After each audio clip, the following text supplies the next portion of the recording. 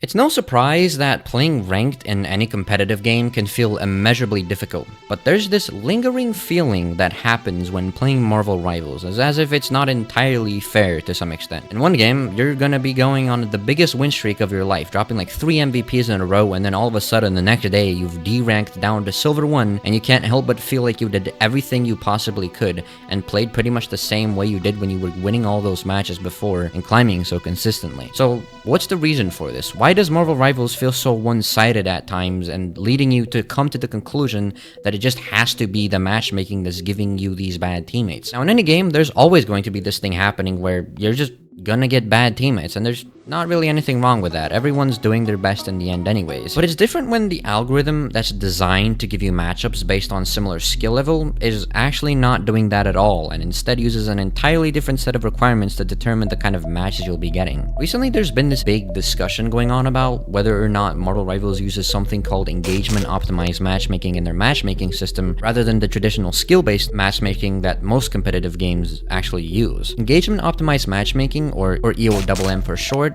is an algorithm that uses your predicted emotions and behavioral patterns to keep you from quitting out of boredom, or the opposite, rage quitting the game, rather than using skill to determine what kind of matches you'll be playing. And for obvious reasons, using engagement optimization is definitely not the way to go, because if this is true, this means that Marvel Rivals is manipulating your games to keep you playing longer instead of giving you actual balanced teams to play with and against. Now, the evidence for this entire claim, it's pretty shaky. There's pretty much no definitive evidence, but why need math anyways when you have my titanium steel balls and a fistful of motivation to determine just exactly what is going on here? Everything talked about in this video so far, and in this video going forward, should just help you formulate your own opinion and whether or not you think it's worth your time playing ranked in the first place. This video will mostly just be me playing ranked and deciding it for myself. I love it. The only data analyzing I do is of how many DPSs on my team are going fucking negative across their stat spread, so don't count on me for that. I'm pretty sure we've all had our suspicion that there's more going on behind the matchmaking system, and myself included. Call me a conspiracy theorist the way I'm wagging my finger at this entire idea. So here's some things I'll keep in mind for this entire video. Going off of the Reddit post I saw about a week ago, it claims that the best strategy to use would be to stop at a certain point depending on how your matches go. After like a 7 to 8 game winning streak, it's best to hop off for the day if you start losing more than 2 matches in a row. And if I end up starting the day with like a 3-game losing streak, I'll just come back the next day, and it's usually going to yield better results, it says. Alright, and look, I get it. Reddit isn't exactly the holy grail of factual information, you know? But I thought it would at least be a fun metric to use to kind of engage in the matchmaking system and investigate it in a practical way. So try to stick around until the end of the video. I'll go more into depth in some of these things I've been reading, and we'll try to figure it out together, alright? So anyways, here's how the first 3 days of this entire thing went.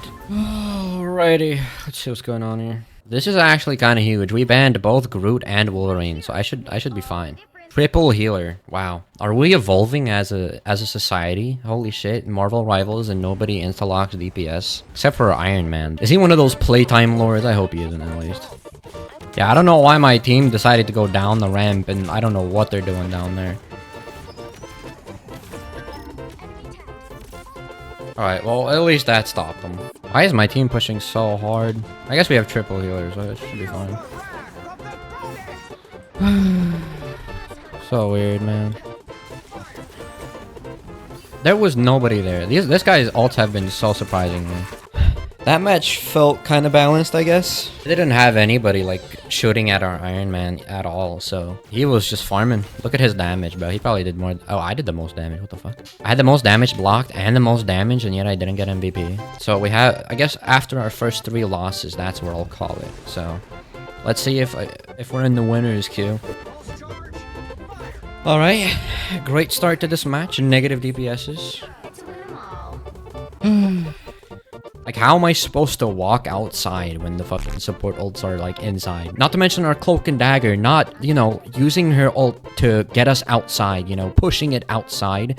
Instead, they stack it inside the building. And then on top of that, my Invis just ults on top of that. Like, no. Not this double stacking the Cloak and Dagger ult. That wasn't enough. We didn't have enough healing off of that. We had to put down our Invis ult, too, because otherwise we were gonna die. Impeccable. Oh my god. Why is my Luna fighting the Penny? At least my Spider-Man's doing his job. I've not seen their healers that much, but like, holy shit, every single time I look at my healers, they're like in the most indubitably stupid spots I've ever seen. I don't know what I was actually supposed to do there. Well, that's our second loss, but we don't win this one. I'm just hopping off. And it's looking great. Oh yeah. No, this is looking great. Quadruple insta-lock DPS. How does my team have less kills than I do? I'm playing Penny Parker. What is happening, bro? Shut the fuck up, bitch. You ain't no damn Spider-Man around me. You ain't gonna play no damn Spider-Man around. Yeah, I have no idea what I was even supposed to do there. Alright, so that's our third loss, and I think we just got really unlucky. Like, every single match, I felt like I was doing pretty much everything. That's the third loss for the first day, and I think that's where I call it. Hopefully I get into better matches tomorrow. Absolutely peak. For this map, Penny is like, for some reason, just like the most annoying character to play against, because that nest is impossible to get unless you're flanking, and even then it's like kind of hard to look out for it. But I'm hoping to like just hold down this entire spot here. And there goes our other tank. Oh my god, I'm lagging. No, please. Oh, get fucked, idiot. Utterly impeccable performance. I'm trying to hold it down as best I can, but unfortunately nobody can take out the flyer, so...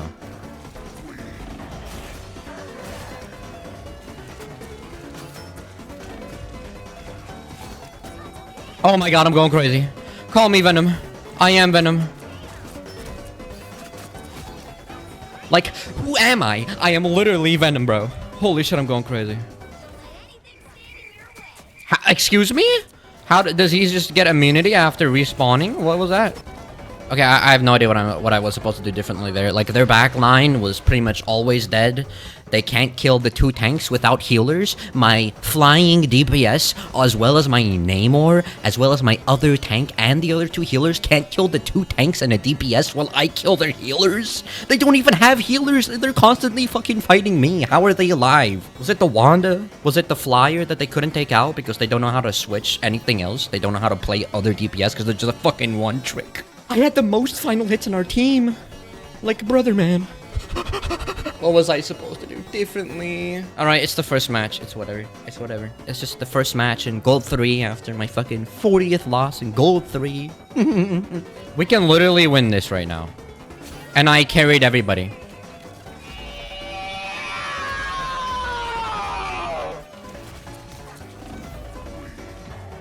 How? What? When can they do that? Since when can they grab you out of your ultimate like that? Excuse me?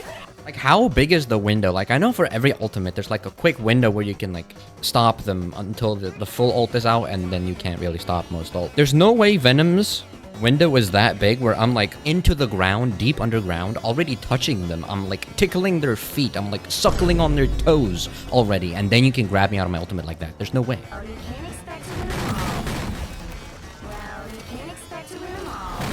Well, that's 2 losses in a row, unfortunately. I am going to call day 2 here. We'll see how day 3 goes.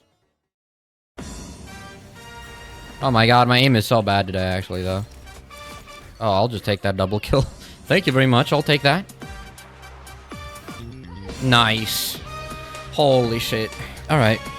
I think the Emma was kind of the strat there. The switch is Emma. Nobody can do anything about him. He's literally just sitting up there. He's literally just sitting up there for no reason. Pussy, get out of my airspace. Oh, one of our teammates left. Cool. Yeah, that's great. No, that's great. I love that. I love that. Ah! Oh my god. Why at the most crucial time does one of our healers have to like leave repeatedly? Kind of sucks that I have to substitute as healer because one of our healers keep crashing, but I can't really hold it against anybody. This is just really unlucky. Right, we're looking pretty good. We're holding them back somehow, which is really good. Nice. Well, somehow we won that with 3 healers. All right, I'll take that. Hell, let's go. Huh? This guy's saying GG before the game is even over. Let's go, no way. That guy, he was so confident that he was gonna win that match. Okay, I don't really want to talk about that. I'm gonna be real with you.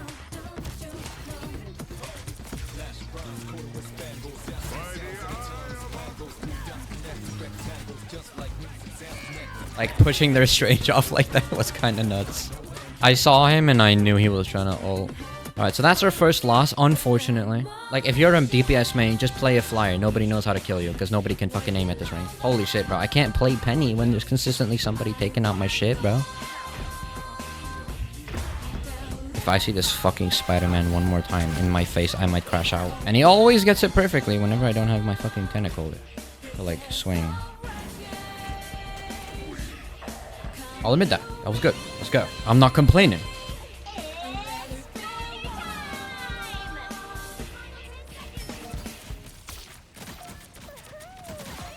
Don't ever disrespect me like that, you hear me? Don't ever disrespect me. Don't disrespect my name like that by trying to ult towards me.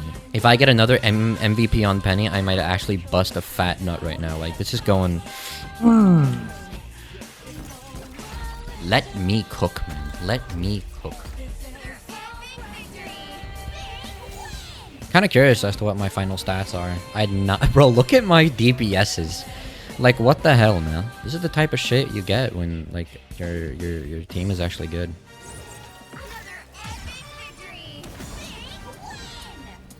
What are these matches all of a sudden, brother? What is happening? This is undoubtedly a winner's queue. Like, what is happening right now? We're literally about to hit Plat 1. Like, this is crazy.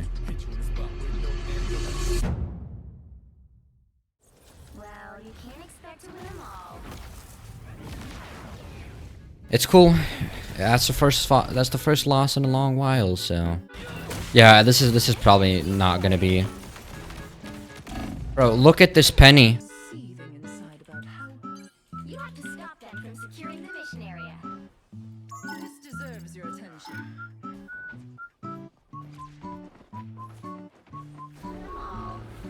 So yeah, that's day 3. I might do like one more day depending on how I feel, and then just pop this video out because yeah, it's looking pretty likely that it's the case, that it's just very one-sided depending on what day you're playing. So as you've probably seen my performance over the past 3 days that I've shown you in this video so far, you'll notice that there is some very suspicious things happening on day 3. Now, what does this mean for the experiment? Well, if you look at my winning streak after I've already played all these 3 days, the first 2 days went horribly. I pretty much won 2 games out of like 7. I think I have, I don't know what the percentage for that is, but that's like a 20-30% win rate across the 2 days that I played. And then I come back the next day after all those losing streaks and I immediately go on an 8-game winning streak. That's a little suspicious to me. Why didn't I go on the winning streak on the 2 days before that when I felt like my performance was exactly the same? My teammates felt a lot better. I mean, I had teammates who were dropping 34 final hits with Bucky, and that would never have happened on the 2 days before that. So why does it feel like my DPSs were so much more consistent in every game that I played compared to the 2 days before? Where were they? Is it because they were just missing? Were they just not playing? And if you go look at what the pattern they say is 7 to 8 wins, and then you usually go on a 2 to 4 game loss streak. That's exactly what happened after I went on my 8-game winning streak. I won 8 games that day, and after that, they gave me objectively worse teammates, and I went on a 2-game losing streak, and that's when I logged off. Now, I want to reiterate that this is just more of a claim, not really. There's barely any proof behind this, besides, you know, noticing patterns in the game's matchmaking. But even that, I think, is enough to support that it's very one-sided or very rigged. I mean, clearly, that's the entire point, is that it's the matchmaking being rigged. And if you go look at the patterns in the matchmaking, it makes sense. Let me go play the 4th day, and I'll let you know how it goes. Alright, let's see. What are we gonna be working with here? I hope they don't ban Spider-Man. I don't know what the obsession with banning Spider-Man is. So I can take care of him if I play Penny pretty easily, so.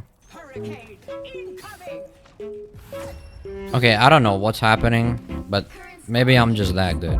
It's really interesting. I was actually thinking the day would be much worse. I'm really surprised, actually. And there we go. I get MVP again, just like that. I don't know what the hell this match was. And we hit Plat 2. Okay, cool. Platinum 3, baby. Let's go. Alright, so that's our first loss. Now that I've hit plat, they decided, okay, yeah, now your winning streak is done, buddy. You gotta pack it up. Let's hopefully that's just one of the matches that aren't counting towards this entire queue. But we'll see. These guys aren't even playing tank anymore, like what? Alright, I'll take that. I don't know what that was all about. That sure as hell was something. So unfortunately, that's another loss. I forgot to click unpause recording after the win, but so far it's not 2 in a row, but depending on how this match goes, this might be it. If I'm not gonna go past 2 matches in a row. Well, you can't expect to win them all. Alright, that's huge. Yeah, no, we are clearly in the losers queue right now. This guy literally just straight up said he's having a bad day, which I respect it. I have bad days too. So that's kind of just how day 4 has been going. I'll let future Bushy take it over and kind of explain my thoughts on like everything here. Alright, so after seeing the final day of this quote-unquote experiment, the cat's out of the bag, it's looking more exposed than the local homeless man at the playground. Pretty much everything that's happened in this video so far has lined up with what I've read. We cracked the case, boys. It's done. Just call it a day. Am I right, boys?